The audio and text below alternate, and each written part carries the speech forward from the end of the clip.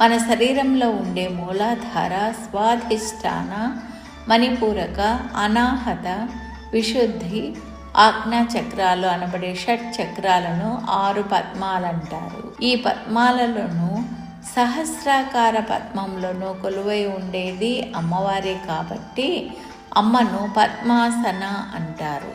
శ్రీ సూక్తంలోని చివరి ధ్యాన శ్లోకాలలో యా సా పద్మాసనస్థ అనే అమ్మవారి గూర్చి ఉంటుంది.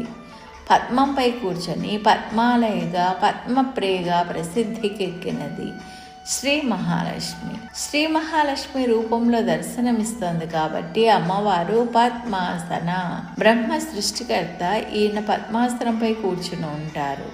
బ్రహ్మను కూడా వేద పరిభాషలో పద్మమనే అంటారు. పద్మాసన అనగా బ్రహ్మస్వరూపిణి అని ఇంకొక అర్థం.